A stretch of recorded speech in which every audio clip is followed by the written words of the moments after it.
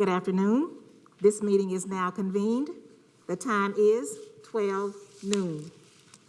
Board members present in the boardroom auditorium are Trustee Sung, Trustee Guidry, Trustee Hernandez, Trustee Flynn Villaseca, Trustee Allen, Trustee Cruz, Trustee Bluford Daniels, Trustee Santos, and Trustee Dygard. We welcome all of you who are joining us online this afternoon. The Hattie Mae White Educational Support Center is observing Centers for Disease Control and Prevention guidelines. At this time, the Manuel Rodriguez Board Auditorium remains closed for public meetings. However, it is still important that we allow time to hear from members of the community. We have now come to the portion of our meeting where we hear from speakers to specific agenda items. And there are no registered speakers for today's meeting. So, team of 10, we're ready.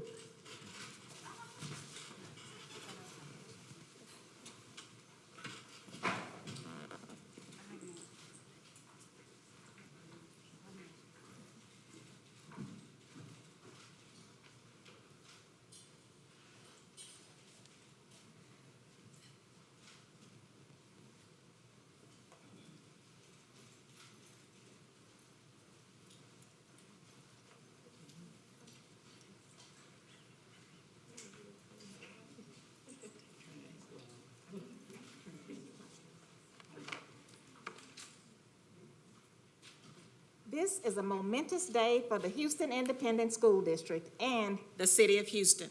The Board of Education has unanimously voted to appoint Mr. Millard House II to serve as our next permanent superintendent of HISD. Mr. House comes to us from Clarksville, Tennessee, where he has led the Clarksville-Montgomery County School System as its director of schools. His remarkable achievements there won state and national recognition, and he has had a profound impact on students' academic achievement throughout his career in education. We are confident that he brings the leadership and innovation that we need to continue improving our outcomes for the children of HISD. Mr. House exemplifies all the key qualities outlined in our nationwide superintendent search criteria, which were developed from input with our HISD community. I would like to thank all of those parents, students, staff, and other Houstonians who provided that guidance to us. Thanks also to my board colleagues and our outside firm, JG Consulting, which helped us conduct a thorough and thoughtful search to find the best superintendent candidate. I especially want to recognize Dr. Granita Lathan for her outstanding leadership of this district as interim superintendent for the past 3 years. This board is very grateful for her commitment to education and her steadfast support of our children. It is now my pleasure to introduce to you Mr. Millard House II.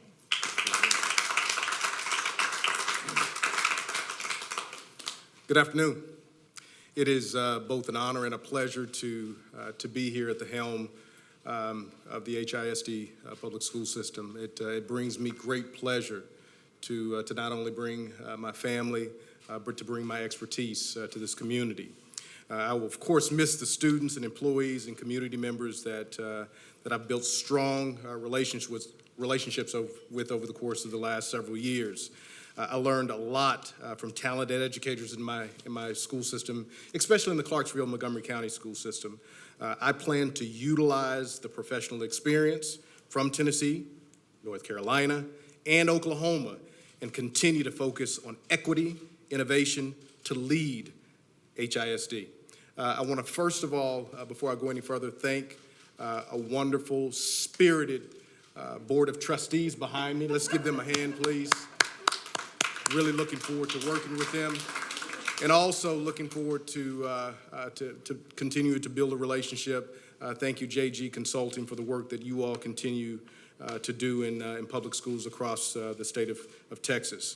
I will be working, of course, with my current school board in Tennessee to develop a great transition plan to ensure that the children in the Clarksville-Montgomery County school system continue to move forward in the manner that they need to.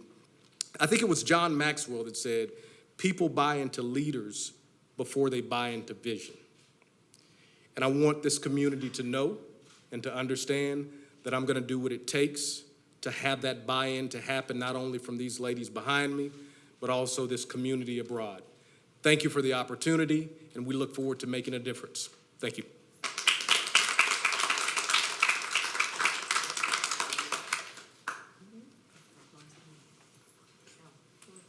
Welcome to Houston.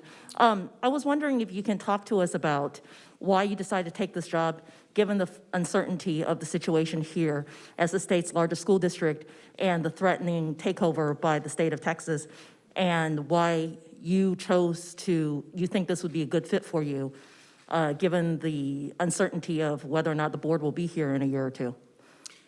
I didn't realize that there was any kind of takeover.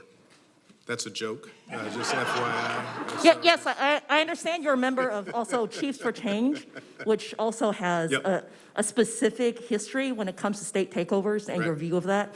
If you could address the cameras right in front, you don't have to look at me Absolutely. directly. So, that'd be great.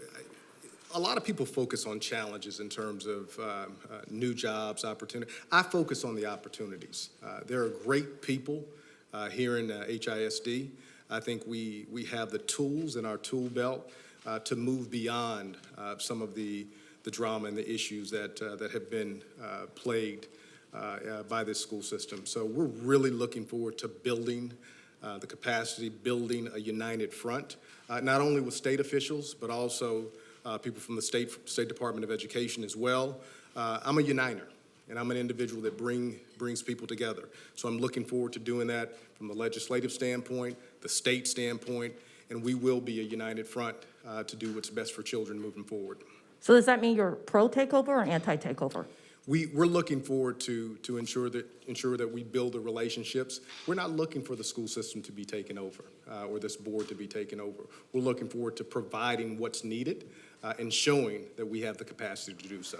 So you will actively fight as the court system is going on. You will actively be on the anti-takeover side of the message. It's a focus on doing both. It's a focus on showing that we have the capacity to do what's necessary, and I don't see it as a fight. I see it as working together to show that that capacity is here.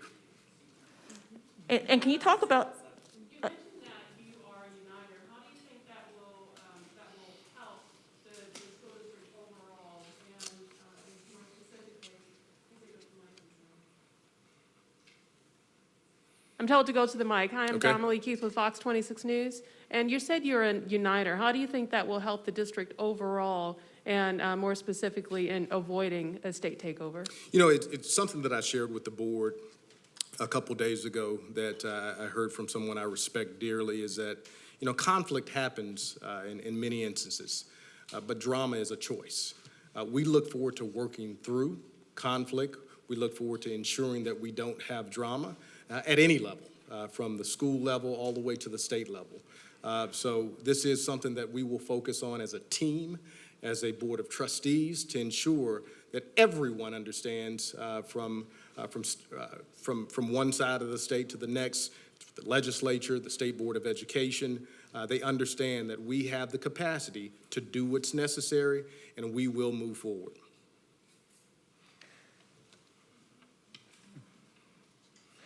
Hi there, sir. Thanks again for your time. Brandon Walker, KPRC TV. You mentioned legislatively, that's a great point. There is a bill making its way through the state capitol right now that would circumvent essentially the courts amid this fight to take over the board. It's going through some revisions and whatnot, but one of the sponsors, who is a state representative from the northeast part of our area here, says that for years, the Houston Independent School District has failed students, particularly in Northeast Houston, and so the system as such hasn't worked, and so it needs not exist in its current stance. What do you say to that, and how do you convince him otherwise? It's about continuous improvement. It's about making sure that we provide what's necessary for all students. When my board chair talked a little bit about me earlier, she talked about equity. And I want to focus on ensuring that we provide the equitable experiences that ensure that our students are college and career ready. So that takes work. That takes planning, that takes continuous improvement, and that's something that I've shown that I do focus on, and will continue that focus right here at HISD. If I could ask Dr. Allen, what were of all of the candidates that you considered for this, what were the biggest factors that ultimately led you and the board to select Mr. House?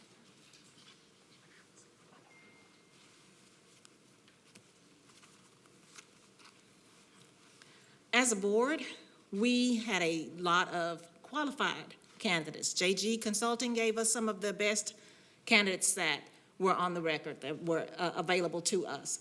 And so there was a hard decision to make because we had so many qualified candidates, but we had to do what we had to do. So we came out with what we consider the best candidate of all the good candidates. What were the either things in his background, track record, qualities that you saw that really defined him that led to this pick? All of his qualifications were impeccable. They were outstanding. And he did a fantastic job in his previous positions. And we believe, actually, we're going to say that we know that he will do an outstanding job here in HISD. A team of 10. I have a question over here. Hi, Dr. Allen. Hi, Donnelly. How are you? Fine. So more specifically, how do you think Mr. House just absolutely fits with HISD, and what do you think he will do for the kiddos in the district? Well, we feel that that it's not just his leadership profile, that he has the goal and his entire conversation is on children and being successful and helping the children to accomplish. All of his conversation with us to put the children first, not the leadership, children first, not a specific kind, just children first. And as you heard him say earlier, when the North was referenced, he considers the full entire district and all of the students in it. Mr. House, Jason Miles, KHOU 11 News. I happened to work in Memphis before Houston, covered the largest school district in that state. I know Clarksville is quite a bit smaller than that district, but certainly much smaller than HISD. How will you do things differently relative to a 40,000 student district compared to a 200,000+ student district? And inevitably, there may be some concerns in Houston about that difference. Absolutely, and Clarksville, of course, is the seventh largest school district in the state of Tennessee with just under 37,000 students. But it's about scale. I've had the opportunity to work in 3 school districts over the course of my career. And during that time, especially with my time and having the opportunity to work in a school district like the Charlotte-Mecklenburg School District, which is one of the largest school districts in the country, I think at number 15.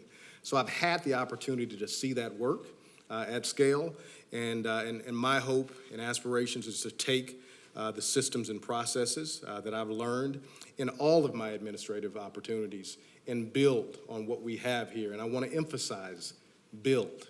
A lot of times it's not about recreating the wheel. There are some great things going on in HISD. There are also some things that we know that are opportunities that we'll need to focus on as well. So we'll take all of those experiences from Tennessee, Oklahoma, North Carolina, the fellowships that I've been on as well, and build a strong house that we know will be what our students need for the future.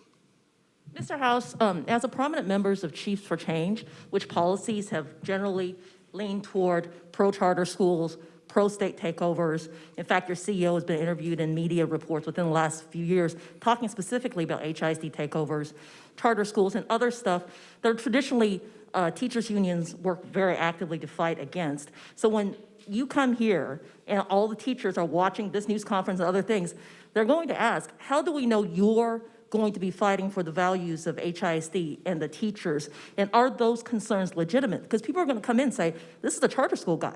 This is the guy that's pro-state takeover. That's a group that he belongs to. This looks like a guy the Morat would point. How do you allay those fears? I'm a public school guy that focuses on educating children.